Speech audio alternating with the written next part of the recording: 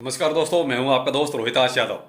आज आपके लिए दूसरा वीडियो है इस चैनल पर। ये इम्पोर्टेंट न्यूज़ थी आपके लिए, क्योंकि देखिए आजकल बाइनेंस को पता नहीं क्या कहता है, कुछ समझ में नहीं आ रहा है कि आजकल ये टोकन्स को डीलिस्ट क्यों कर रहा है अपने यहाँ से।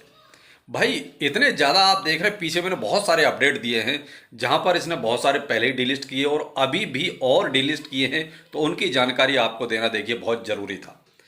तो क्योंकि देखिए वैसे अभी टाइम है आपके पास, लेकिन फिर भी वो कहते हैं वक्त रहते अगर हम उस चीज़ को पहले से अपना कंट्रोल में करें अपनी सिचुएशंस को, तो ज़्यादा बेहतर है। अब जैसे बाइनेंस ने डिलिस्ट किया है कुछ, और इसमें एक न्यूज़ मैं केन्या की इसमें आपको इंक्लूड करूंगा कि केन्या के राष्ट्रपति कह रहे हैं कि साहब जिसके पास डॉलर है यानी यूएस डॉलर है वो लॉस में ही रहेगा हमेशा।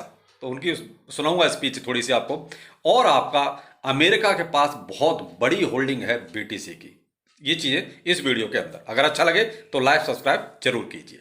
चलिए पहले लेते हैं हम बाइनेंस को। कि साहब बाइनेंस ने अभी कुछ पेयर्स को और डिलिस्ट करने की घोषणा कर दी है। जैसे मैं आपको बताता हूं, देखिए मार्जिन में आपका जो टोकन है, ध्यान से सुनिएगा, NEBL, ठीक है, दूसरा है DCR और तीसरा है XVG। ये तीनों टोकन आपके मार्जिन से और आइसोलेटेड मार्जिन से दोनों जगह से डीलिस्ट कर रहा है बाइनेंस, ठीक है।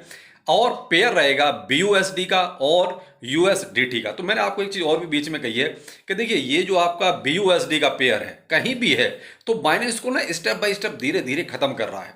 लेकिन यहाँ मेन चीज है कि पेयर USDT में भी खत्म हो रहा है, BTC में भी पेयर है वो भी खत्म हो रहा है। तो कहीं ना कहीं इसका मतलब है बाइनेंस अपने यहाँ से ऐसे टोकन्स को प्लेटफॉर्म से ही हटा रहा है, यानी कि बाइनेंस का उनसे कोई लेना देना ही नहीं है। अगर ये होता कि केवल BUSD के पेयर से हटाया है तो ये होता कि चलो ठीक है भाई, वो अपना स्टेबल कॉइन्स वैसे भी हटा रहा है तो मे भी हो सकता है इस वजह से ये चीज़ हटाई गई हैं। लेकिन जब USDT के पेयर से भी काम खत्म हो रहा है, BTC के पेयर से भी काम खत्म हो रहा है, इसका मतलब प्लेटफॉर्म से ही टोकन का सफाया।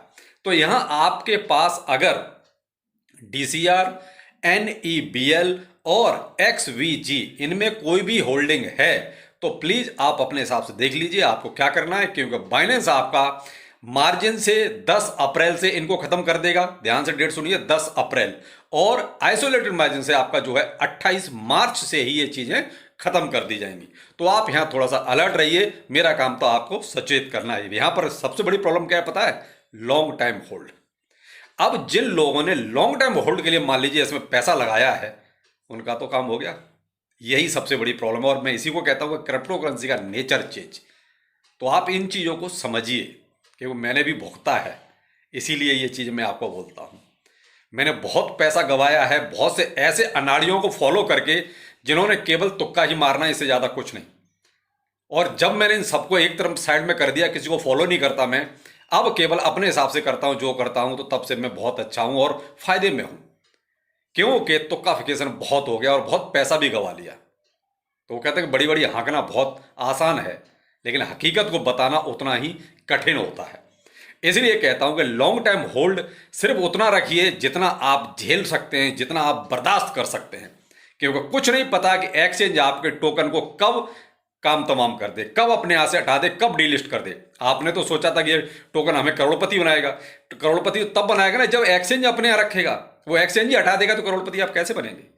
तो इसलिए इन बातों पर थोड़ा सा ध्यान दीजिए मेरे भाई। मैं तो इसीलिए कहता हूँ, इसीलिए मैं थोड़ा सा, वो कहता है खरा खरा बोलता हूँ, सही बोलता हूँ, इसलिए थोड़ा सा बदनाम भी हो। बहुत से लोगों को पसंद भी नहीं आती मेरी बातें, क्योंकि उनको लॉलीपॉप चाहिए, मीठी मीठी बातें चाहिए। ठीक है, वो मेरे बस का है नहीं। मैं क्योंकि या तो भुक्तभोगी नहीं है वो, मैं भुक्तभोगी हूँ, मैंने पैसा गंवाया है। इसलिए ये चीज़ें मुझे पता है कि इनमें क्या क्या काला पीला है। तो काला पीला वही बता सकता है जिसने कुछ झेला है, कुछ समझा है। जिसने मार्केट में देखा ही नहीं आखिर क्या हुआ है, तो वो क्या आपको काला पीला बताएगा इसके अंदर क्या नफा नुकसान है। तो इसलिए आप थोड़ा सा यहां पर ध्यान रखिएगा कि लॉन्ग टाइम होल्ड के लिए पैसा वही लगाइए जो आप ये सोच लिए कि मैंने खो दिया, मैंने गड्ढे में डाल दिया, तो ठीक है। क्योंकि लॉन्ग टाइम होल्ड थोड़ा सा क्रिप्टो करेंसी में मुश्किल पैदा करता है जब इस तरह की सिचुएशन आती है।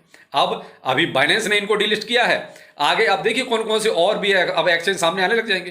क्योंकि बाइनेंस जब हटाता है तो ये मान लीजिए वो धीरे धीरे सभी एक्सचेंजों से टोकन खत्म हो जाते हैं। अब आते हैं अपने दूसरे टॉपिक पर।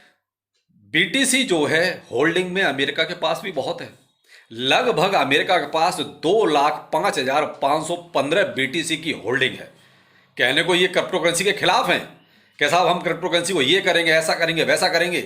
अपने बैंकों को संभाला नहीं जा रहा, बैंक आपके कोलैप्स हो रहे हैं डे बाई डे, और बीटीसी की 2 लाख से ज़्यादा की होल्डिंग लेके बैठे हैं। अगर मैं टोटल सर्कुलेटिंग सप्लाई में आपको अगर ये बताता हूं तो लगभग 1.06% बैठता है टोटल सर्कुलेटिंग सप्लाई का, जो अमेरिका के पास होल्डिंग में है।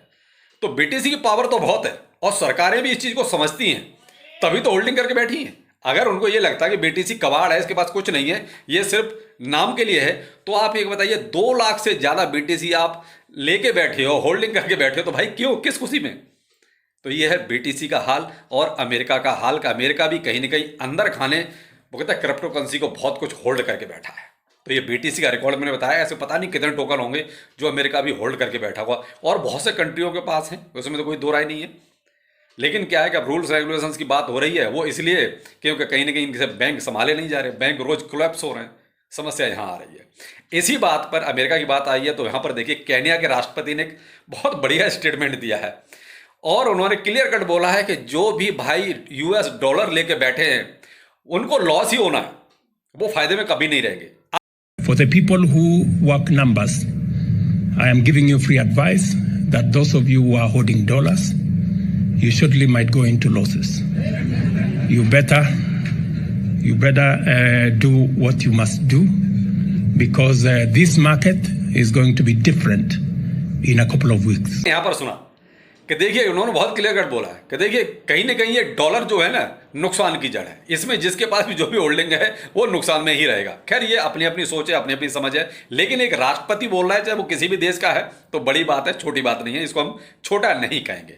लेकिन जो भी है कुल मिला के देखा जाए तो क्रिप्टो करेंसी की पावर थी, है और रहेगी, चाहे सरकारें कितना भी कुछ भी कर लें। अगला भी अगर मैं कहूँ तो इसी से पॉजिटिव चीज़ है कि देखिए जो चाइना ने बैन लगाया हुआ है, क्रिप्टो करेंसी को बैन किया हुआ है, लेकिन चाइना के बैंक कहीं ना कहीं चोरी छुपे हांगकांग से काम करना चाहते हैं, क्योंकि आगे एक तरह से क्रिप्टो करेंसी का हब बनने वाला है हांगकांग। तो हांगकांग में बहुत से चाइना के बैंक जो है काम करना चाहते हैं, यानी कि बैकडोर से बहुत से, क्योंकि मेन चीज़ है कि अमेरिका चाइना ने जो है एक तरह से बैन किया हुआ है, बहुत पहले से बैन किया हुआ है, तो वो भी इस चक्कर में है कि भाई देखिए रेवेन्यू सबको चाहिए। बैंकों की हालत देख ही रहे आप, अमेरिका नहीं संभाल पा रहा, तो देखिए सभी बैंकों की हालत कहीं ना कहीं पतली तो है, और उसको सही करने के लिए ये क्रिप्टो करेंसी का सहारा ही लेना चाहते हैं। तो इसलिए चाइना भी चाहता है कि भाई हमारी भी बात रह जाए और बैंकों का हिसाब भी बन जाए। तो देखिए इसके लिए अब वो वही करेंगे कि उनको जो है कहीं ना कहीं हांगकांग का रास्ता अपनाना पड़ेगा, और हांगकांग जो है आने वाले वक्त में वेब 3 के लिए बहुत मशहूर होगा, मेटावर्स के लिए मशहूर होगा, क्योंकि वहाँ बहुत से प्रोजेक्ट जो है ऑलरेडी वहाँ कहते हैं एक तरह से लाइन लगा के खड़े हैं परमिशन लेने के लिए। भाई आपको वहाँ काम करना है, जैसे एक्सचेंज हो गए या और भी जो प्रोजेक्ट हैं, तो वहाँ की सरकार से भाई एक तरह से परमिशन तो लेनी पड़ेगी, और वहाँ की गवर्नमेंट ने ये बहुत क्लियर बोल दी है कि आप आइए, हम आपको परमिशन देते हैं, पूरी फैसिलिटीज देंगे जो आपको चाहिए। तो ये क्रिप्टो करेंसी की पावर थी। बाकी ठीक है, वीडियो मैंने आपको जो अभी लेटेस्ट चल रहा था और आप तक पहुँचाना भी जरूरी था, लेकिन आप मेन ध्यान रखिए जो मैंने आपका उसका बाइनेंस का बताया, आप उसको थोड़ा सा जरूर देखिए, क्योंकि वो बहुत जरूरी है, क्योंकि आजकल कुछ पता नहीं होता कौन सा टोकन कब डीलिस्ट कर दिया जाए किस एक्सचेंज से। तो चलिए फिर मिलते हैं किसी नए अपडेट के साथ। नमस्कार।